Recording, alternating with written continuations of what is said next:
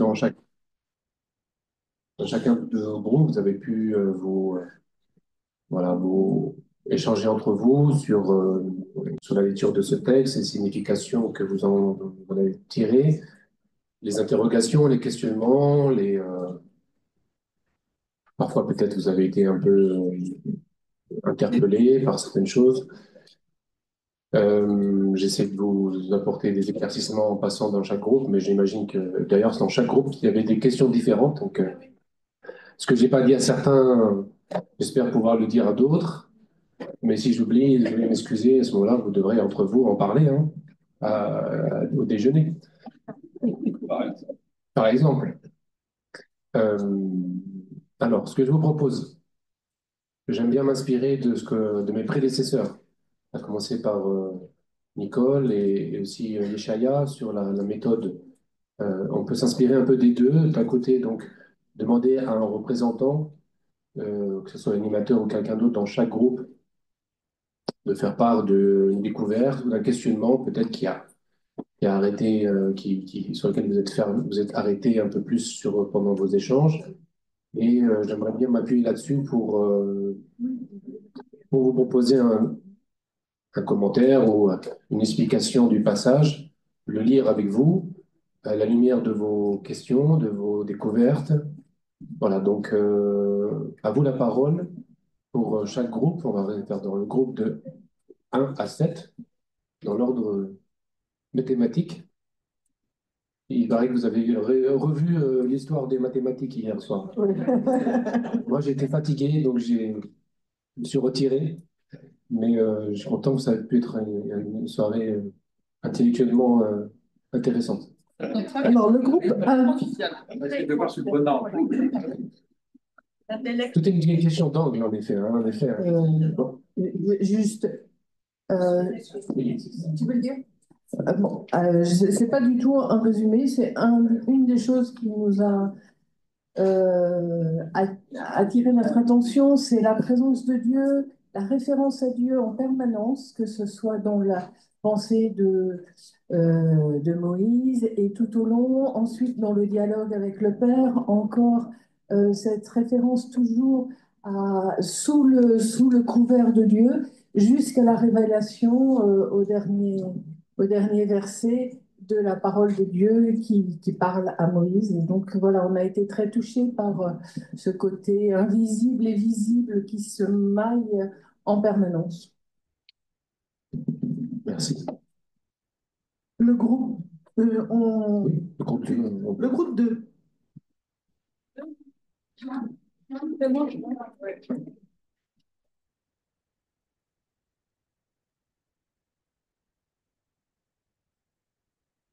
En arabe, salam alaikum.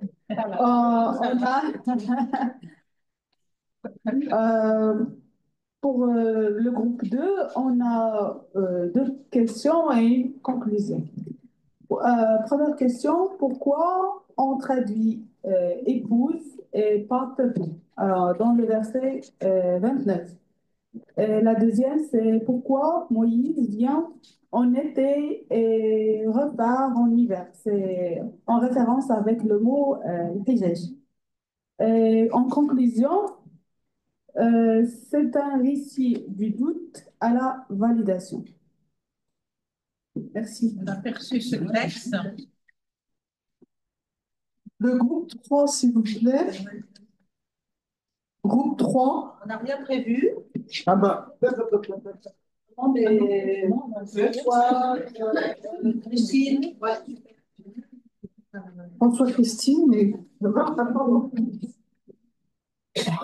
Moi, j'avais envie de dire surtout que ça a été un moment de partage. Je disais ça, j'avais envie de remonter effectivement que ça a été l'occasion d'un partage dans le texte et justement, enfin, un échange vraiment,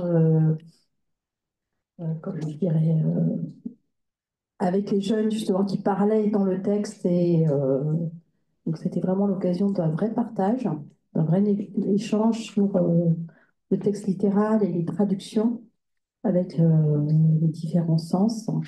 Et c'était très chaleureux. Enfin voilà, c'était vraiment très, très intéressant cet échange. Et, Merci. Alors, je vais essayer de pas en oublier un. On était au 4, donc ça fait le 5 maintenant.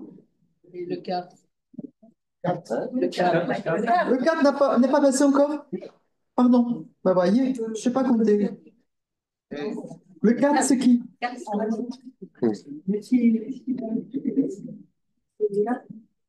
Oui, je pense qu'on n'a pas prévu mais comme le directeur l'a dit, ah oui, pardon, Salma? Non, non, c'est bon. Oui, bon, comme voilà, en gros, il y a eu un bel échange pendant ce groupe, mais il y a eu non, il n'y a pas de mais, il y a eu deux temps intéressants aussi, c'est-à-dire, on a vu Moïse qui, à trois reprises, montre la confiance qu'il a en Dieu et l'appel qu'il fait en Dieu. Et la deuxième chose qu'on trouvait intéressante aussi, c'est la mise en place du cadre de vie que prépare Moïse avec le beau-père. Et on a trouvé ça très intéressant parce que on parle, le beau-père c'est un homme intègre, etc. Et Moïse, il veut quand même que les choses que le beau-père il dépasse pas, il n'est jamais d'accord pour les 8 ans, d'accord même pour les 10 ans. Mais... Donc c'était intéressant de voir ce souci de l'intégrité, de la justice, de la mise en place, pardon, d'un cadre qui permet de vivre mieux les relations. Voilà.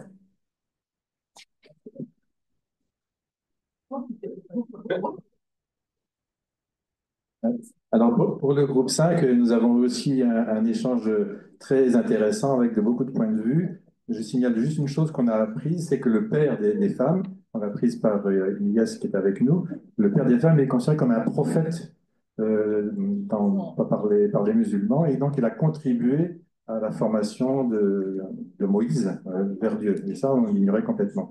De façon plus importante, bon, ce qu'on a décortiquer, c'est que c'est le début de la mission divine de Moïse. Moïse est un fugitif, un ancien bandit qui a tué quelqu'un et qui s'est repenti et qui va passer de l'état de fuyard à celui de prophète. Et ça se fait encadré par deux étapes que l'on a analysées de façon assez intéressante, je trouve. Cette première étape, il fait d'abord une demande d'aide à Dieu. Il se reconnaît comme disant, mais je suis perdu, Dieu aide-moi. Et qui il trouve? Il trouve des hommes. Enfin, il trouve deux femmes et leur père, qu'il accueille, etc. Il y a la petite étape là où il passe les 8 à 10 ans, c'est pas très bien si c'est 8 ou 7. Et puis à la fin, il s'en va. Il s'en va parce qu'il est toujours fugitif, il fuit des... Et quand il s'en va, là, il voit le feu, et le feu, c'est plutôt un signe humain. Il dit, tiens, il y a du monde là-bas, je vais voir ce qui s'y passe, je ne comprends pas très bien. Et qui il trouve? Il trouve Dieu. Je suis Dieu. Hein. Donc, les deux étapes, l'étape initiale et l'étape finale, sont dans le sens inverse. Dieu, et il trouve des hommes, et cherchant les hommes, il trouve Dieu. C'est amusant. Alors, je crois qu'on en est à 6.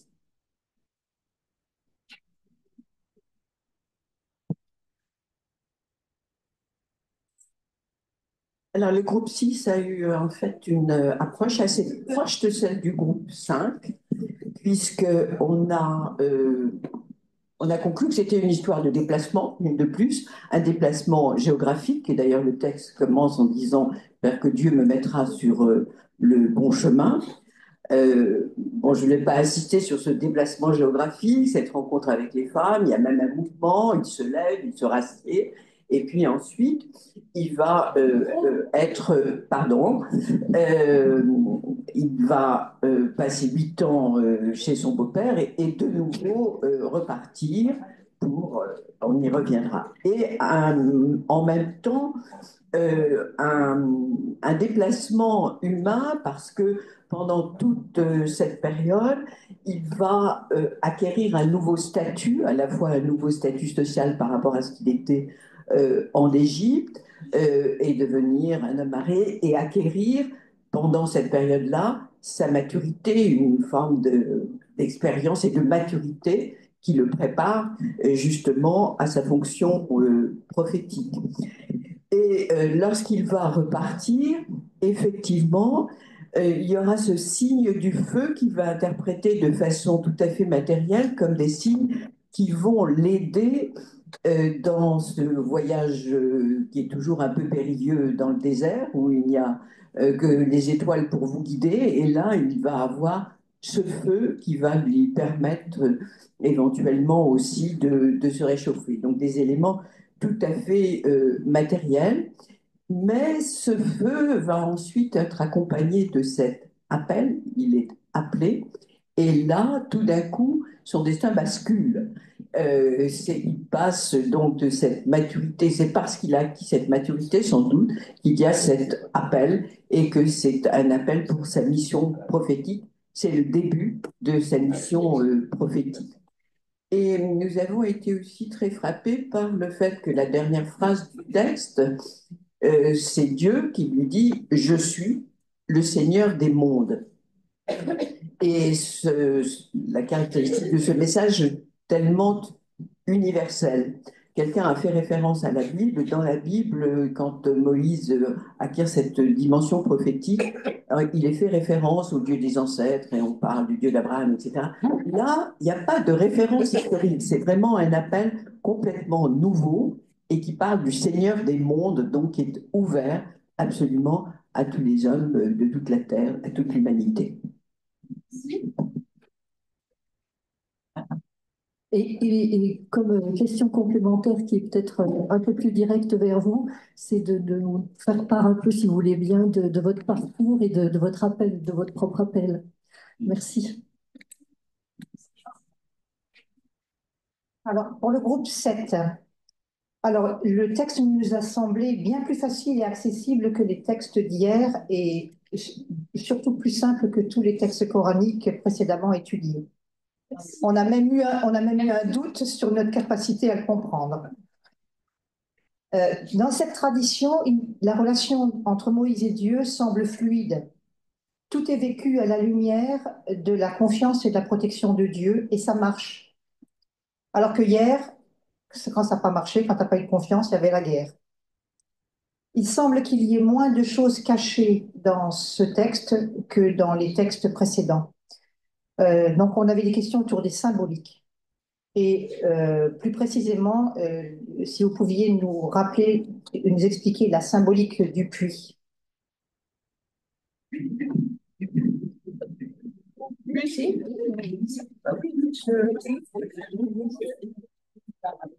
Bon, je n'ai oublié personne.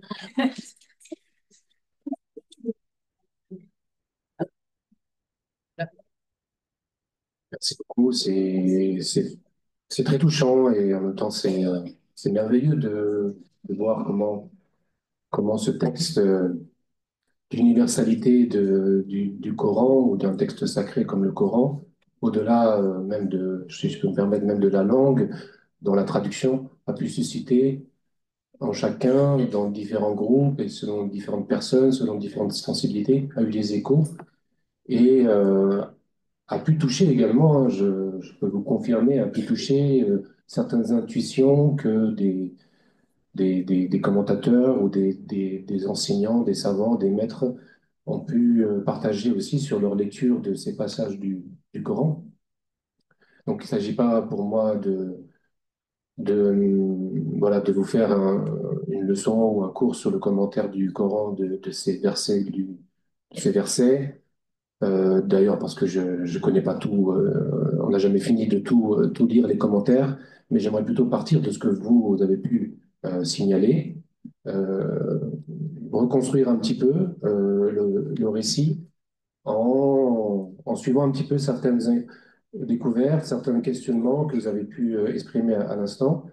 Et j'espère par là, je ne prétends pas, et ça serait vraiment pas du tout approprié, de résoudre des difficultés nécessairement, parce que c'est normal qu'il y ait des difficultés. Euh, c'est un texte qui représente la parole de Dieu et qui ne peut pas être enfermé ou être résolu et définitivement conclu par une compréhension humaine, premièrement. Donc il y a d'abord cette précaution-là, aussi parce que On ne peut pas prétendre effectivement tout expliquer, tous les détails. On doit faire des choix, des priorités, de ce qui est utile pour se concentrer et pour ne pas se disperser. Là aussi, c'est un exercice qui n'est pas simple. Quand on n'est pas accompagné, on peut effectivement partir dans beaucoup de directions et manquer l'essentiel ou manquer ce qui est important. Mais vos différentes interventions prouvent que vous avez pu toucher à différentes dimensions qui sont assez complémentaires d'ailleurs, mais qui reflètent aussi l'état d'esprit de certains des lecteurs tout simplement. Et ce qui est intéressant, c'est d'essayer ensuite de se détacher de cela. Pas chercher une objectivité idéale, hein, mais essayer de prendre une distance par rapport à ce que l'on sait ou ce que l'on a l'impression ou ce que notre habitude mentale nous amène il y a un prisme inconsciemment qui s'applique et parfois voilà, on fait dire au texte ce qu'il ne dit pas en fait. Et heureusement, j'ai pas entendu des choses insensées, mais voilà, je suis plutôt content pour moi et pour vous. Mais voilà, on est quand même entre gens quand même qui, je repense, vous avez plus d'expérience que moi par rapport à ce type d'échange aussi interreligieux sur les lecture des textes. Donc il y a quand même effectivement une forme de méthode qu'on a pu acquérir. Alors, d'abord, je m'excuse avec le groupe 2 parce que j'étais passé au début, ils étaient simplement au début de la lecture et après je suis pas repassé. Donc j'ai pas pu échanger avec eux. Et tout de suite, pour clarifier ou essayer de clarifier cette question du mot arabe et de la traduction, parce que pour moi, c'est peut-être voilà, peut-être pas le point le plus important, mais on va essayer d'y répondre. Donc, il y a le terme dans le Coran où on parle des 8 années de service dans le contrat entre le père et Moïse. Il parle de 8 années. Et en arabe, c'est Thamani Hijaj. Hijaj, c'est un pluriel qui vient de Hijja, euh, qui est généralement compris comme un synonyme de sinin, al-sinna, d'accord? Ou al-sana, afwan. Al-sana, donc une année. Moi, je connais pas, mais merci de m'avoir appris sur la question que ce sont des années de l'hiver.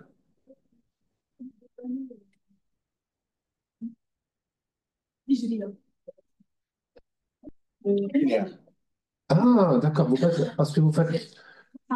Ah, d'accord, pardon, d'accord, j'ai compris. Parce que, en fait, parce que dans l'arabe, donc hijab, c'est un pluriel de hijab, et hijja, c'est dans les 12 mois lunaires du calendrier islamique, on a le mois Dhul Hijja, qui veut dire normalement, c'est le mois du pèlerinage, Hajj, le grand pèlerinage. Donc, c'est le mois traditionnellement qui est réservé pour le grand pèlerinage au début du mois. Et donc, si je comprends bien, vous avez interprété, d'après votre connaissance de l'arabe, de Hijja dans le calendrier lunaire, vous l'avez appliqué à Hijaj, qui est dans ce verset du Coran. C'est ça pourquoi il y a un décalage entre l'arrivée de Moussa et le départ. C'est 8 ans, avec un décalage de 13 jours longs. Peut-être qu'il a arrivé à l'été et Ah, d'accord. Ok, ça c'est une interprétation intéressante. J'avais pas lu cette interprétation. 2 mois de décalage. D'accord. Un mois. Oui, on peut arriver même à trouver des repères temporels, des repères temporels. D'accord. Donc c'est une hypothèse effectivement à partir de ce mot hijaj, l'hypothèse sur même la temporalité du parcours de Moussa lorsqu'il est parti, il arrive, à quelle période de l'année il part, parce que c'est vrai que chaque mot du Coran, je l'ai déjà dit, mais a un sens et n'est pas utilisé par hasard. Dieu ne parle pas comme ça par hasard. Et donc, chaque mot a une raison d'être. Et si on a dit ce mot-là par rapport à un autre, pas à un autre, c'est qu'ils n'étaient pas synonymes. D'accord? Et derrière, il y a des raisons cachées aussi, hein. Il y a des raisons cachées. Et après, il y avait donc sur la traduction une différence que vous avez notée. Je suis bien d'accord avec vous sur le fait qu'à la fin, dans le verset 29, lorsqu'il dit, lorsque Moïse eut atteint le délai imparti et qu'il eut emmené son épouse, il aperçut un feu du côté du mont. Et en arabe, c'est wasara bi ahlihi. Al-ahl, ça peut vouloir dire famille, ça peut vouloir dire famille, et généralement c'est comme ça qu'on l'utilise, ou les gens, mais aussi dans un certain sous-entendu, lorsqu'on parle de al-ahl, pour ne pas parler directement de l'épouse, par adab, on ne dit pas ma femme, mon épouse, on dit al-ahl, on dit la famille. Sous-entendu, c'est l'épouse. Al-adab, pardon. Al-adab, c'est convenance, par politesse, par, par éducation, par pudeur. On ne parle pas voilà, de l'épouse directement, dans son identité, voilà. On parle de la famille, al-ahl. Donc, en fait, sous-entendu, il était avec son épouse. Euh, S'il avait des enfants, là, je ne peux pas vous informer, mais en tout cas, il était avec son épouse. Et ça a été décrit par Ahl. Généralement, c'est compris comme ça, souvent, que ce soit dans la Sunna, quand on parle de Ahl. Parfois, c'est pas toujours la famille, c'est l'épouse. Voilà. J'espère que ça vous éclaire. Donc, c'était un choix du traducteur qui a interprété par rapport au sous-entendu, en fait. Mais je crois que ça change pas trop le sens, en fait.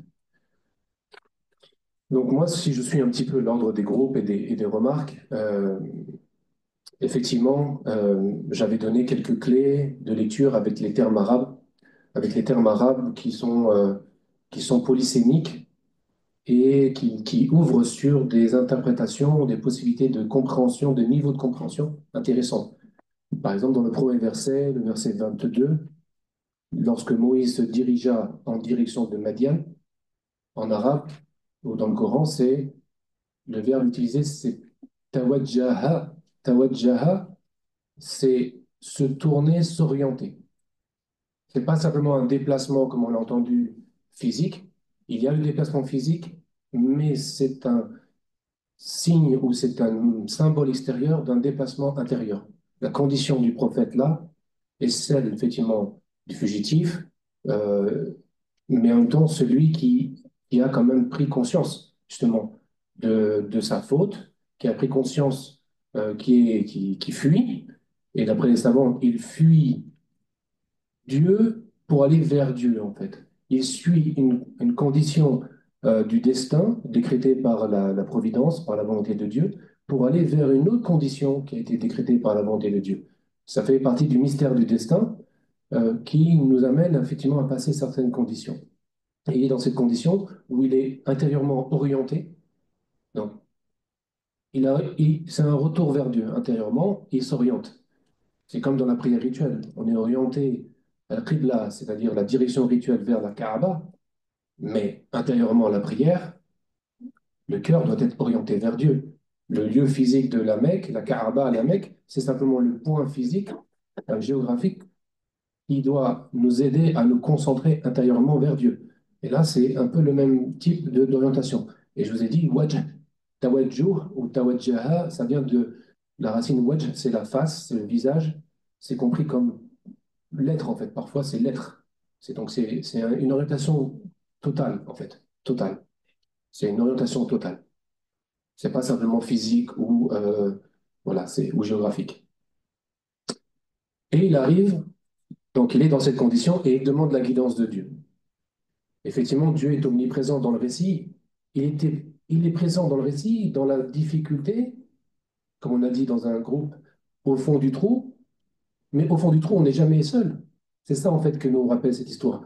C'est pas Dieu met à l'épreuve son prophète pour le faire souffrir. Non, il le met à l'épreuve pour lui faire reconnaître, bien sûr, sa dépendance et, entre guillemets, ce qu'on appelle al-ubudiyya, donc l'état de servitude, de dépendance à Dieu, et en même temps, il l'assiste, il n'est jamais absent, il n'est jamais absent. Il n'y a jamais une difficulté absolue. C'est une difficulté qui est toujours vécue dans la miséricorde, dans le soutien divin et et la providence mystérieuse qui passe par la difficulté, mais qui n'est jamais absente d'une forme de miséricorde. Et ça, c'est très important dans la vie des prophètes, c'est que la miséricorde est dans la vie de chacun, de croyant, la miséricorde l'emporte toujours et elle peut aussi passer par des moments d'épreuve. Une épreuve n'est pas nécessairement synonyme de- d'abandon et comment dire, de retrait de la miséricorde. Non, c'est comme un médicament, on disait hier, un médicament est amer, j'en ai marre, Est-ce que ça vient pas de là? J'en ai marre. Je sens l'amertume. Je n'ai que le goût de l'amertume, mais pourtant, il faut prendre ce médicament pour pouvoir espérer guérir. Et c'est pas bon, mais c'est pour notre bien. Eh bien, ça fait partie de cette éducation par laquelle passent les prophètes. Et il arrive donc dans cette condition au puits de Madian, à la source de Madian. Et là, c'est intéressant, c'est écrit Walada. Walada, il arrive. Et il arrive, et Walada, ça a donné Mawrid, qui veut dire la source. Ça a donné Wird, qui est même une pratique religieuse qu'on s'impose à soi-même chaque jour, une habitude, une forme de ressourcement qu'on pratique chaque jour pour rester en contact avec la présence de Dieu, voilà, dans notre vie. Et en même temps, Walada, d'après les commentateurs, c'est pas simplement, c'est qui il, c'est Moussa, mais il y a différents niveaux en fait, différents niveaux de source. Il y a le corps qui trouve dans l'eau la fraîcheur et la satiété, et qui boit, et qui reconnaît le don de Dieu dans la bénédiction de l'eau, et qui apprécie l'eau, et qui remercie Dieu pour l'eau après avoir éprouvé la soif. Et il y a le cœur aussi qui cherche sa source, et qui cherche sa nourriture, et qui cherche son eau qui le nourrit. Et ça, c'est un autre niveau de source qui cherche. Et au-delà du cœur, les maîtres disent, il y a encore autre chose, il y a encore plus profond que le cœur. Il y a l'esprit, le ruh, l'esprit, qui est une chose vraiment mystérieuse qui est en nous, et qui a besoin aussi d'une nourriture, qui a besoin d'une nourriture. Et donc, quand Moussa arrive, il arrive avec tous ces aimants-là. Et ce qu'il trouve à Madian, c'est pas simplement un puits avec de l'eau, il y a ça qui abreuve son corps. Et il y a d'autres choses qui vont abreuver aussi ce dont il a besoin pour pouvoir vivre au sens complet du terme. Et là, euh, il trouve voilà, la situation avec les deux filles qui attendent, qui attendent leur tour pour pouvoir abreuver leur troupeau. Alors certains se sont posé la question, voilà, mais pourquoi elles attendent? Est-ce qu'elles ne peuvent pas parce qu'elles n'ont pas la capacité, ou parce qu'elles sont empêchées? Pour l'instant, c'est d'abord les bergers qui commencent, et ensuite c'est leur tour. Là, d'après certains commentaires que j'ai partagés dans des groupes, des commentaires donc traditionnels qui ne sont pas écrits mais qui sont transmis, il semblerait que sur le puits, il y avait une pierre très grosse, très lourde, très très lourde, et qu'elle ne pouvait pas soulever en fait. Quand venait leur tour, elle n'était pas capable de soulever cette pierre.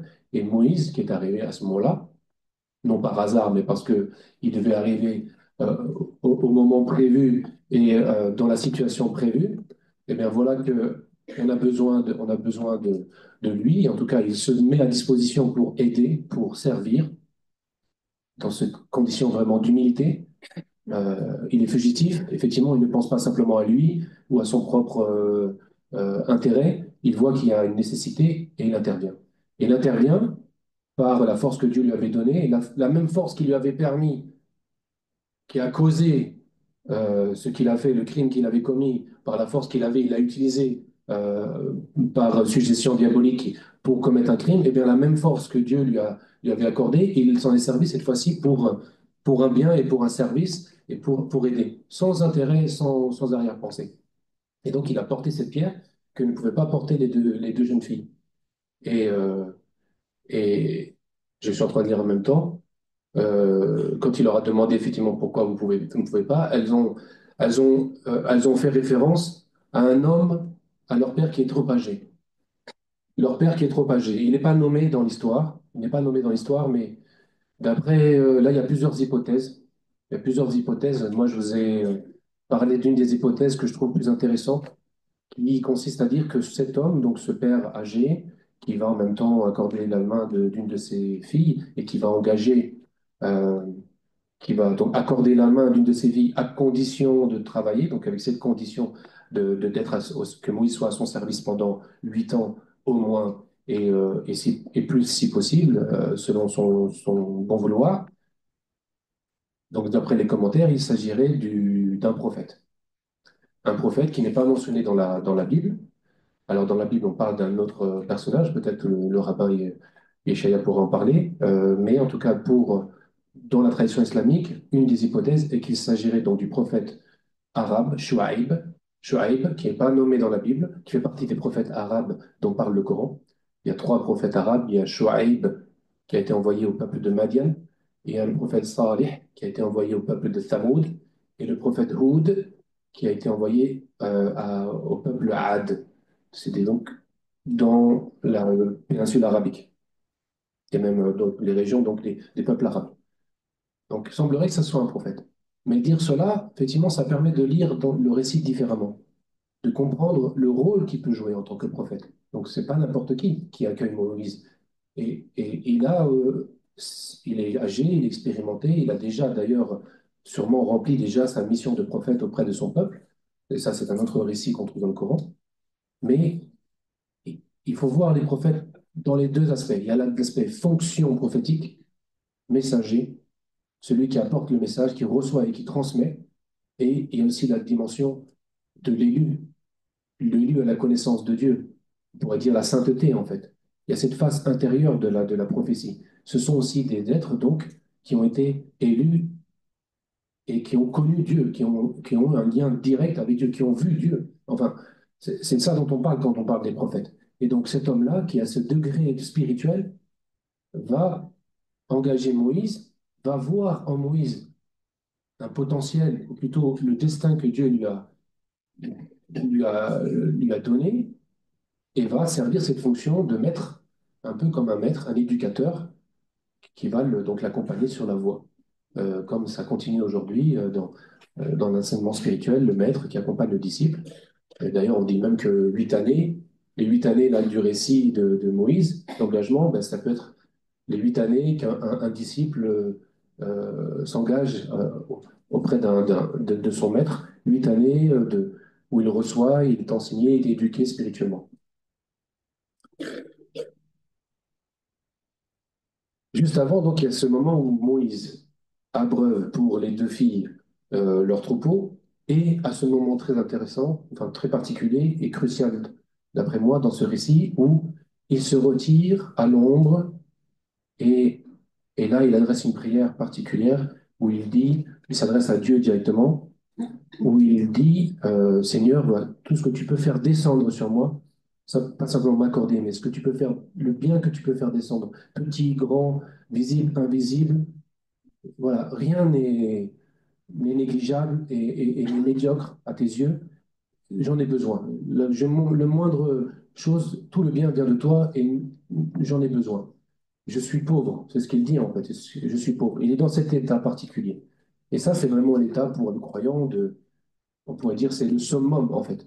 En réalité, c'est le summum de la spiritualité, c'est d'atteindre cette conscience de la servitude. C'est là le langage islamique, la servitude au sens spirituel, en fait, où Dieu est Seigneur, Seigneur des mondes, Seigneur, le seul Seigneur, et nous, créatures, sommes simplement ses serviteurs. Et donc, être conscient de cela et le réaliser, c'est le plus haut niveau c'est dans la servitude, en fait, on est le plus proche de Dieu, dans la tradition islamique. Et donc, il est dans cette condition, il est à l'ombre. Et l'ombre aussi a son rôle à jouer. C'est un moment, c'est sous l'ombre qu'on trouve la fraîcheur, qu'on trouve le repos. Et les maîtres disent, voilà, ça montre que dans la vie, il ne faut pas vivre une ascèse où on se prive de tout, on se mortifie, et c'est ça le prix à payer pour arriver à connaître Dieu. Voilà. C'est pas comme ça en fait que ça se passe. C'est à la fois plus simple et plus complexe parce que l'être humain a aussi, voilà, il a un corps, il a une âme, il a des besoins, chaque chose trouve son ordre et sa place en fait et doit trouver un équilibre. Et donc là, l'ombre a son rôle à jouer et est une protection, est un bienfait dont il faut savoir en fait qu'il faut savoir reconnaître et profiter, remercier, comme disent certains enseignants ou savants, remercier pour l'eau qui est fraîche est plus facile que de remercier pour l'eau qui est tiède. Et donc, boire de l'eau fraîche, c'est même préférable parce que au moins, ça nous met dans une condition où on est soulagé et l'âme, finalement, s'exprime par la gratitude. Elle devrait le faire tout le temps. Et comme elle est telle qu'elle est, elle n'arrive pas à supporter, même d'être reconnaissante, même dans les amertumes. Alors un peu de fraîcheur va l'aider à se libérer de ces interprétations. Et donc il est dans cette ombre-là aussi. Il y a plusieurs références à l'ombre dans le Coran, c'est très particulier, où Dieu cite l'ombre comme un signe. Il montre, regardez comment j'ai créé chaque chose avec une ombre, et cette ombre-là, elle est prosternée. Dieu la montre comme étant prosternée. Est-ce que tu n'as pas vu comment elle a été prosternée? Si on regarde chacun, notre ombre qui nous accompagne, un peu notre seconde nature, et d'après, voilà, c'est notre nature prosternée qui nous accompagne tout le temps, qui nous rappelle toujours qui nous sommes, d'où nous venons et quelle est notre vocation à être prosternés, des serviteurs qui sont dans cet état voilà, de soumission au sens de cette prosternation, comme on le voit dans la prière rituelle. Et c'est un rappel à notre nature profonde, en fait, ce qu'on appelle la fitra, c'est la nature profonde de l'être humain qui est liée à Dieu, en fait, depuis l'origine. Après cet événement, donc vient le moment où l'une des filles invite Moïse à venir sous la tente de son père. Et alors, d'après certains récits, parce que vous avez la question de l'homme fort et fiable, donc j'en ai parlé dans certains groupes, l'homme fort et fiable, comment elle sait qu'il est fort et qu'il est fiable? D'ailleurs, ce sont des qualités très particulières qui ont un sens fort hein, et qui font partie des qualités, alors surtout la fiabilité, al-amana, ça c'est une qualité que tout prophète a, la fiabilité. Dire qu'il ne peut pas il est toujours honnête et dit toujours la vérité. Il ne peut pas faire autrement parce que sinon il ne pourrait pas être prophète. La force physique, ça peut pour certains, pour d'autres pas nécessairement. Ce n'est pas une condition. Mais la fiabilité, c'est une condition pour tout prophète. Et même le prophète Muhammad sallallahu alayhi wa sallam, avant même la révélation, pardon, il était appelé Al-Amin, Muhammad Al-Amin, l'homme fiable. Le même mot qui est Al-Amin ici, Al-Qawi ou Al-Amin, l'homme fiable. Et on lui faisait confiance, on lui confiait des choses et, voilà. Et quand il a reçu la révélation, étrangement, ceux qui lui faisaient confiance avant n'ont pas réussi à maintenir cette attitude de confiance. En tout cas, d'après les commentaires, on pourrait dire fort parce qu'il a porté la pierre, physiquement, il avait cette force. Mais bien sûr, quand on parle de force, c'est pas nécessairement la force physique. Hein. Il y a différents niveaux de force, la force de caractère, la force d'âme, différents niveaux. Voilà. Et pareillement, la fiabilité, là, ça a été interprété par certains commentaires. Euh, c'est l'intégrité et c'était aussi le moment où lorsqu'elle vient le chercher pour lui dire, viens, mon père t'appelle, au début, elle est devant lui et il la suit. Mais dans cette situation-là, c'est assez délicat pour pour la sensibilité et l'éducation de l'époque et même jusqu'à aujourd'hui. L'homme suivre une femme dans cette situation, c'est pas convenable. Donc, il lui a dit non, non, je vais passer devant toi et tu vas me dire, tu vas me lancer un caillou à chaque fois pour me dire je vais à gauche ou à droite. Mais vous voyez cet état de pudeur qui est une forme de crainte de Dieu qui est de Moïse et qui en même temps respecte les convenances. Et donc les filles a déjà vu, ne serait-ce que par une petite promenade comme ça ou quelques marches, elle a déjà vu, voilà, elle sait c'est qui, elle a déjà vu ses qualités et peut-être elle est tombée amoureuse, hein, c'est pas impossible parce que c'est des moments comme ça particuliers. Et, et donc elle a pu dire, voilà, j'ai été témoin, il est fort, il est fiable, tu devrais l'embaucher, cher papa.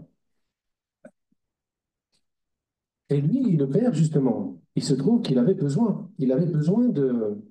Là aussi, encore une fois, les choses n'arrivent pas comme ça par hasard ou de nulle part, en fait. Chouaïb avait besoin de quelqu'un pour s'occuper de ses troupeaux. Il avait besoin, et Moïse est arrivé au moment où il le fallait.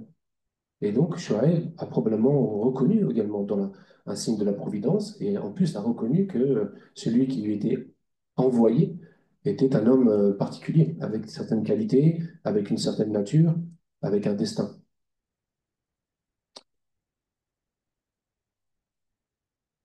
Et c'est là que va avoir lieu ce moment donc, de contractation. Où, alors, il y a des lectures, on peut faire plusieurs lectures de ce passage où il y a le contrat de travail et en même temps le contrat de mariage, si on veut dire. Il y a des lectures, il y a les juristes musulmans qui interprètent et qui tirent de ces versets-là certaines règles concernant le contrat de mariage en islam. Par exemple, certaines écoles qui disent, bon, ce verset prouve que on n'a pas besoin de témoins pour se marier. Il y a d'autres conditions. Il faut d'autres conditions. L'important, c'est que ça soit connu, ça soit divulgué, voilà, pour que ça soit officialisé. Et d'autres écoles qui disent non, non, les témoins sont nécessaires pour un mariage. Voilà, ils ont ce genre de discussion à partir d'un verset qui concerne la vie d'un prophète. Et pouvoir tirer des règles pratiques de la vie des prophètes, et pour les musulmans d'abord de la vie du prophète Muhammad, alayhi salatu wassalam, c'est voilà, c'est une façon de, pas simplement juridique, mais de tirer une voie et une loi qui va nous ramener vers Dieu selon un modèle inspiré et divin, selon un modèle donc, qui prend sa source dans un modèle inspiré et divin. Et pareil pour le contrat de travail qui implique effectivement qu'il y a un engagement, que, comme vous l'avez souligné dans un des groupes, qu'il y a un cadre clair. Et d'ailleurs, les prophètes respectent les règles, en fait. Hein. Ils n'arrivent pas pour... alors, ils arrivent pour bouleverser certaines habitudes qui sont en contradiction avec la vérité et avec les lois naturelles, on pourrait dire, avec la justice.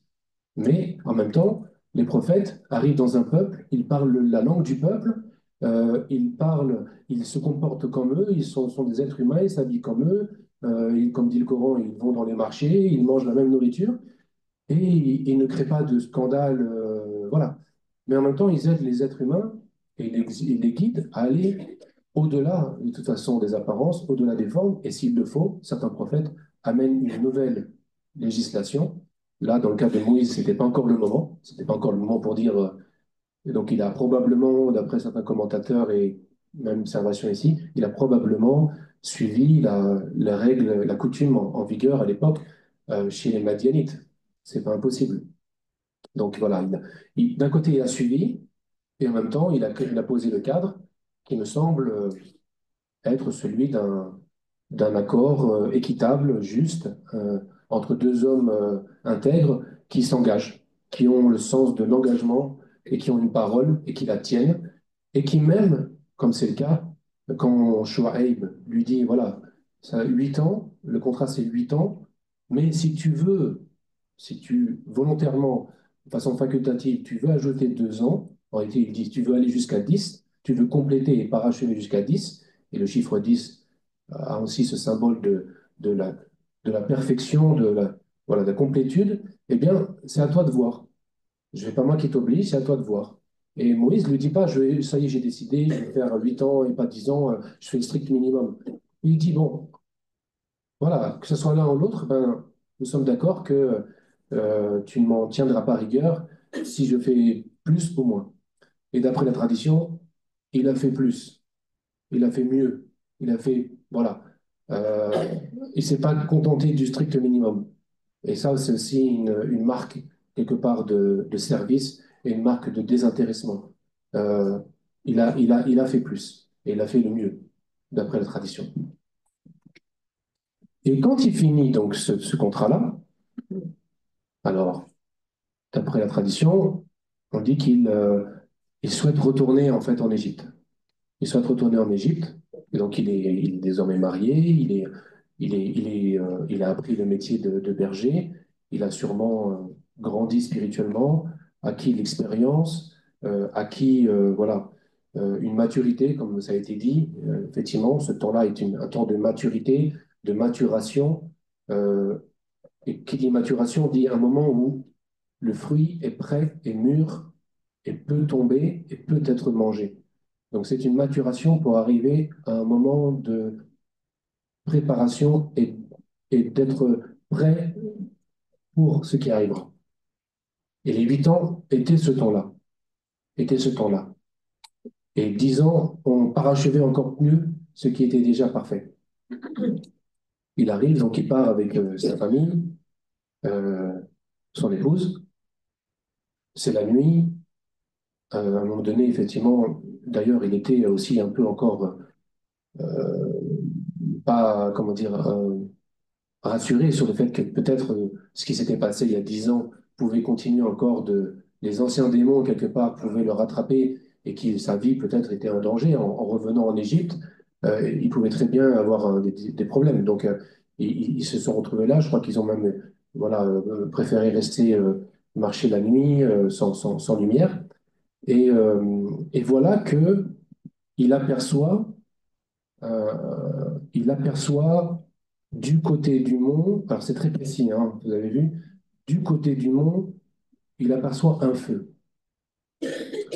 Et après, ça va être le versant droit de la contrée bénie où se trouve l'arbre.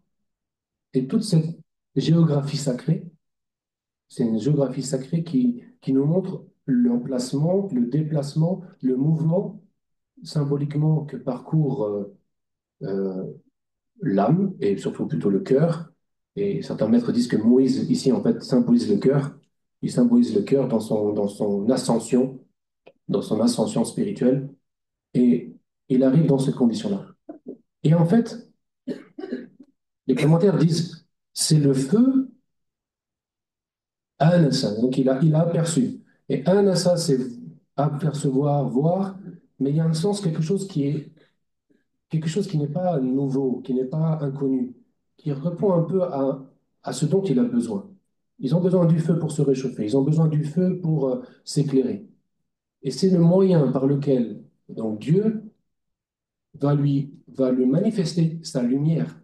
Car ici, en fait, la lumière de Dieu a pris la forme du feu dont tu avais besoin. Il fallait cet appel, il fallait cette vocation et ce besoin et cette attraction ou cette attirance vers le feu pour arriver à Dieu. Et donc, Dieu a mené Moïse de cette façon-là. Il l'a mené par, comme disent certains voilà, commentaires, ils disent par quelque chose qui n'est pas inconnu, qui lui est familier, comme le feu. Mais à travers le feu, donc, qu'est-ce qu'il trouve? Le feu n'est que le moyen miraculeux du buisson ardent, le moyen miraculeux qui le met dans la présence de Dieu et qui lui transmet, ou plutôt qui manifeste la lumière de Dieu et qui manifeste la parole de Dieu. Donc, c'est pas le symbole, il ne faut pas effectivement mélanger le symbole et ce qu'il représente. L'arbre ici est un miracle, est un signe. Il brûle sans se consumer, mais en même temps, ce n'est que le support, en fait. Le support physique, visible, d'une présence surnaturelle, d'une lumière divine. Et là, le moment par lequel, plutôt, la manifestation, la révélation qui se fait, c'est un appel dans un langage indescriptible. La parole de Dieu est un attribut tellement transcendant qu'on ne peut pas la prononcer dans son essence, mais qui mystérieusement se rend accessible dans la récitation des textes sacrés, dans l'articulation des signes de la révélation. Mais là, il s'agit d'une communication voilà, qu'on ne peut pas décrire. C'est un appel qu'il a entendu. Et le Coran nous dit, voilà, il a entendu la parole de Dieu. Et cet appel commence par quoi? C'est, ô Moïse, je suis le Seigneur des mondes. Là, vous avez le je. Vous aviez nous dans le récit du Coran. Parfois, on entend nous, c'est Dieu qui parle à la première personne du pluriel. Parfois, Dieu dit il en parlant de lui-même. Parfois, il dit tu lorsque on lui adresse la parole. Hélas, parfois, il dit je également. Et dans ces conditions où Moïse, Moussa alayhi salam, a été préparé, a été éduqué, a été purifié, est arrivé à ce niveau de maturité où il n'y a plus aucune trace, presque plus aucune trace, ou peut-être les dernières traces sont celles qui vont passer par le feu, qui vont enlever toutes les traces de l'individualité qui empêchent effectivement sa fonction et son élection, eh bien les dernières traces disparaissent avec ce feu divin, et avec cette lumière divine qu'il absorbe dans une parole euh, extraordinaire et qui se manifeste par le jeu. Il n'y a plus Moïse, la montagne, je ne sais pas, l'arbuste, tout le temps, l'espace. Là, c'est Dieu qui manifeste sa présence absolue et son identité suprême, son identité suprême. Il n'y a plus de place pour autre chose que son jeu. Et dans un autre verset de la même histoire, dans Surat Taha, la révélation, elle est formulée différemment, c'est Innani ana Allah la ilaha illa ana. Je suis en vérité Dieu, Allah, Dieu, le Dieu. Il n'y a pas d'autre Dieu en dehors de moi. Donc encore une fois, je pense même dans la Bible, hein, c'est la manifestation de l'être divin voilà, par sa présence et dans son être absolu. Et la suite du verset que je viens de citer, euh, Fa'abudni wa aqimis salata li dhikri. Alors, adore-moi, la conséquence de cette reconnaissance de l'unicité. Alors, sers-moi, et ensuite, accomplis la prière pour te souvenir de moi. Et là, vous avez, d'après les maîtres, l'essence de la prière musulmane, le souvenir de Dieu, la connaissance de l'unicité, la connaissance de Dieu à travers le rite particulier de la prière répétée 5 fois par jour. Et d'ailleurs, c'est particulier parce que cette nuit, et notamment d'après le calendrier hégirien, on va arriver dans la 27e nuit du mois de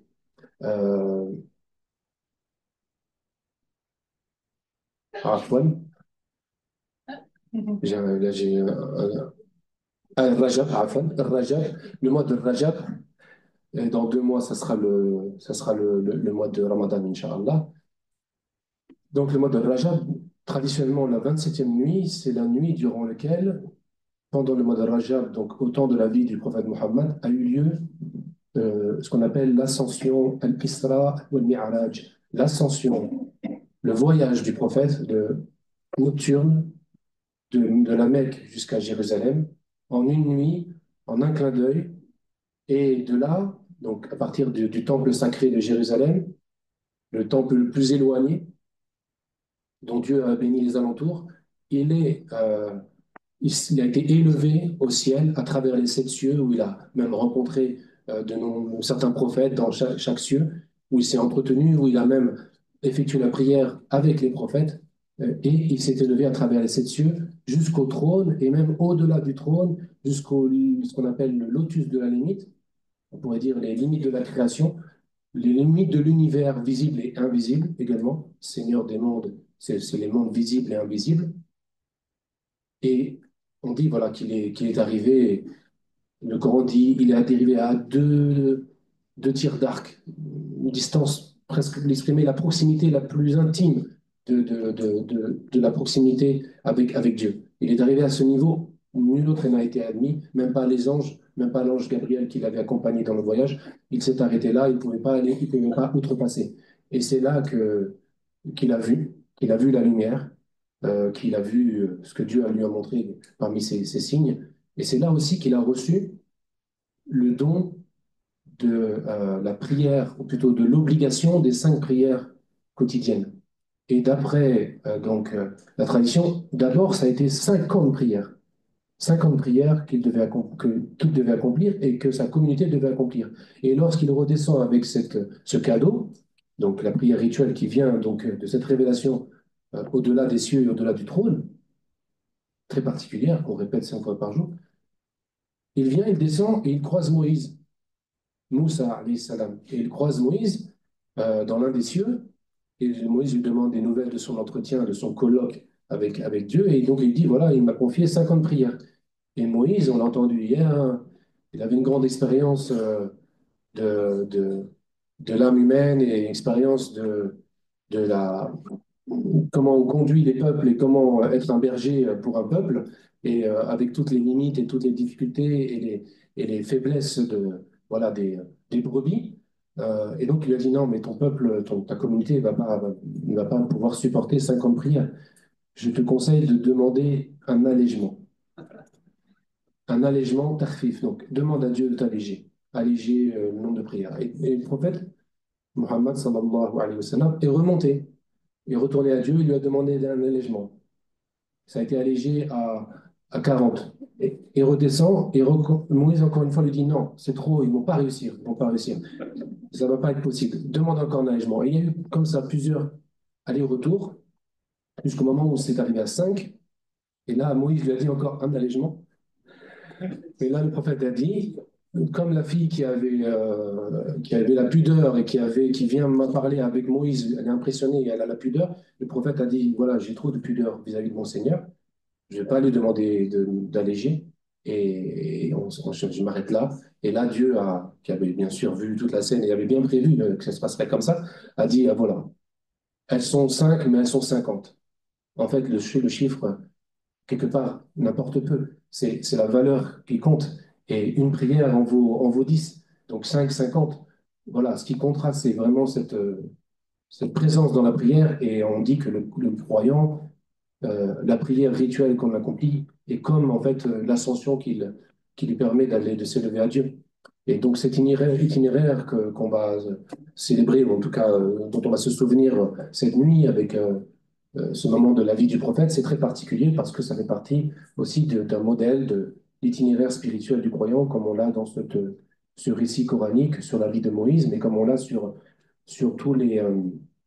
la vie des prophètes, comprendre que voilà, il y a un itinéraire spirituel, que les prophètes eux-mêmes représentent quelque chose qui est à l'intérieur de nous, quelque part, qui nous touche tous, et que nous sommes appelés, si Dieu le veut, à suivre en fait, hein, à marcher dans leurs pas, chacun selon voilà, ses capacités ou son destin particulier, et, euh, et de se souvenir voilà, que même dans l'épreuve, même dans la difficulté, il y a toujours l'assistance de Dieu, il y a toujours une raison d'être et un sens profond et caché. Hein.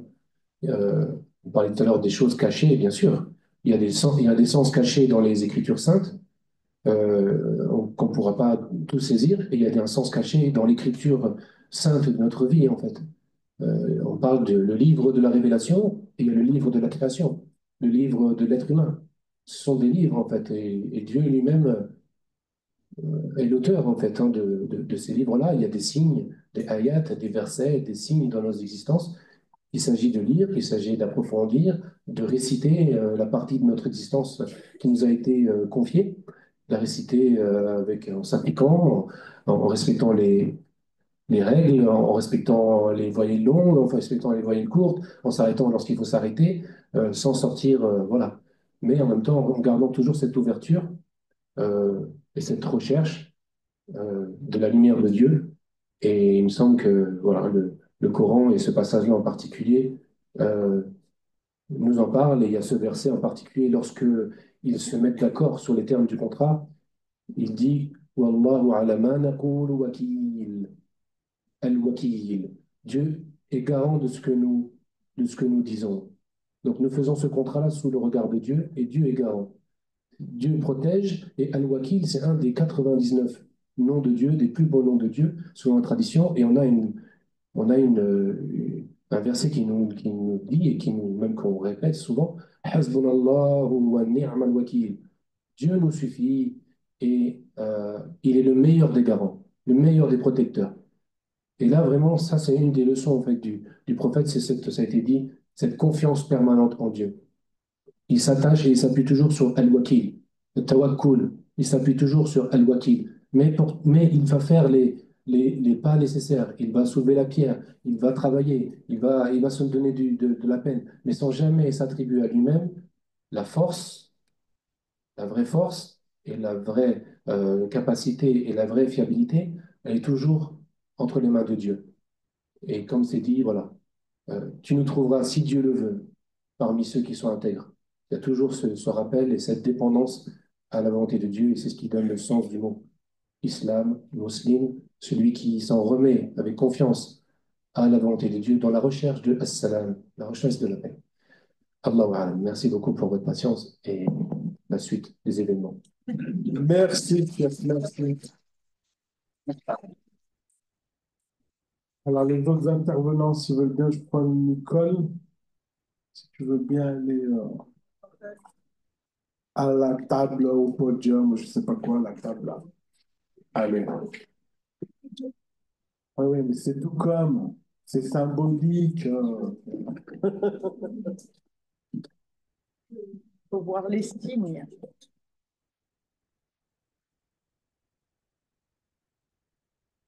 Permettez pendant ce temps-là, je me sustente. Bon appétit, bon appétit. Il reste Peut-être il a plus de. Ouais, j'ai lu.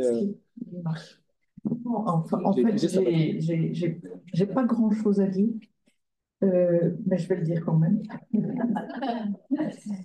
Moi, j'ai été aussi très marquée par, entre le début et la fin, cette présentation de Moïse qui est un homme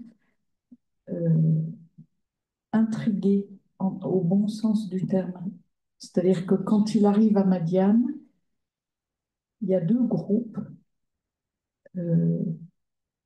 et il est intrigué par ces femmes qui sont à l'écart et il va voir comme il est intrigué par cette lumière, il va voir.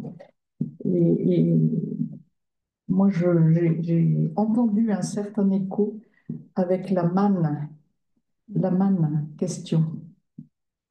Voilà.